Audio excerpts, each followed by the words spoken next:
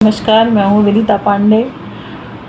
मैं आप लोगों के साथ एक चीज़ साझा करना चाह रही हूँ कि हमारे न्यायालय में दिन प्रतिदिन पेंडेंसी बढ़ती जा रही है।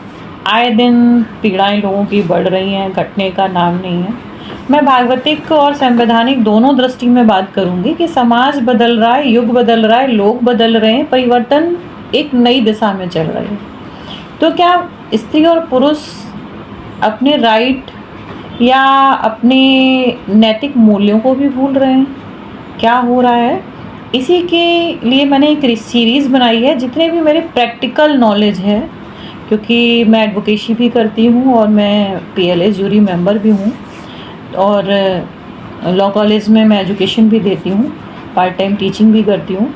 तो ज़्यादातर मेरा समय लोगों से मिलना जुलना ही में जाता है और समाज में जितनी भी पीड़ाएं हैं, जितनी भी प्रॉब्लम्स चल रही हैं, सबसे ज़्यादा अभी मैं देखी जा रही हूँ कि मैट्रिमोनियल मामले बहुत तेज़ी से बढ़ रहे हैं। शादी के 1 मंथ नहीं होता है, 2 मंथ नहीं होता है और महिलाएं कोर्ट में आ जाती हैं। मैं अभी रिसेंटली एक केस के बारे में बात करूँगी। जैसे कि हर साल सीजनल शादियों की सालग होती है, गर्मियों में भी होती हैं, सर्दियों में भी होती हैं।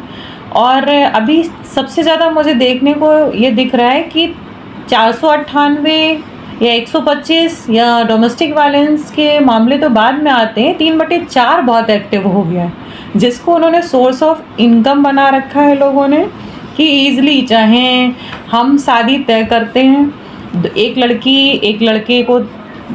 लड़की को देखने जाता है, अच्छे से संबंध की बात भी नहीं हो पाती है और एक पक्ष को शायद है कि दूसरा पक्ष नहीं पसंद आ रहा है, वहाँ इलेमनी की या हम एक कहते हैं डाउरी 3/4 एक तो डीपी एक्ट है, जहाँ डाउरी की कोई बात भी नहीं होती है और वहाँ नॉर्मल एक हम कहते हैं ना कि एक जेनरिक मुलाकात करते हैं, रफली कि देखने चलते हैं, चलिए अच्छा लगता है, लड़की को लड़का पसंद आता है, लड़के को लड़की, तो आगे बात होती है। क्योंकि हमारा ये फंडामेंटल राइट है कि हमें अपने जीवन साथी चुनने का अधिकार है, तो ये अधिकार से किसी को भी वंचित नहीं होना चाहिए। लेकिन अभी क्या हो रहा है कि एक लड़का एक लड़की को देखने जाता है और उन दोनों पक्ष वहाँ उपस्थित होते हैं। लड़के को लड़की नहीं अच्छी लगती है और लड़की को लड़का अच्छा लगता है या घर वालों को वो लड़का अच्छा लगता है। वो वहाँ तो जवाब नहीं देते हैं, घर पे जाके कहते हैं कि नहीं, लड़का ने मना कर दिया है, हम ये शादी नहीं कर सकते। अब वो आ जाते हैं, उनको तुरंत लगता है कि नहीं, ऐसे कैसे नहीं अच्छा लगा, आपने मना कैसे कर दिया। उन्होंने कोर्ट में आएगा और 3/4 का एक एप्लीकेशन दे दी, दावा कर दिया या एफआईआर करते हैं। कुछ लोग आ जाते हैं कंप्लेंट पे। अब 3/4 क्या होता है कि इन्होंने दहेज की मांग की है और दहेज की मांग पूरी ना करने के कारण ये शादी तोड़ रहे हैं। और ये मामला जब लोकल का ही था, मैं नाम पक्षकारों के नहीं खोलूँगी, ना मैं स्थान बताऊँगी, मैं बस ये बताना चाह रही हूँ समाज किस वे में जा रहा है, किस दिशा में जा रहा है। क्या ऐसे जाने से क्या शादियाँ मजबूत होंगी, लोग मजबूत होंगे, बेटी की मानसिकता अच्छी होगी या उसे अच्छा वर मिलेगा? या मैं कहती हूँ कोई लड़का भी है, उसके साथ भी सेम यही सिचुएशन है।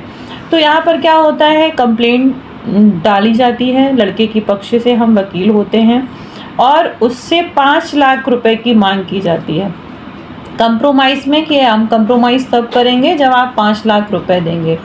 यहाँ पर क्या होता है कि कुछ लोग जो गांव घर के होते हैं, आसपास के होते हैं, बाद में प्रूफ होता है कि नहीं, ये फर्जी इनका सोर्स ऑफ इनकम। इससे पहले भी 3 बार उस लड़की के घर वालों ने अन्य 3 जगह अपनी बेटी को दिखाया और वहाँ पर भी अलग अलग जनपदों में, अलग अलग डिस्ट्रिक्ट में 3/4 का मामला उन्होंने एप्लीकेशन दे रखा है और ये एक सोर्स ऑफ इनकम बना रखा है अपनी बेटी की शादी के लिए।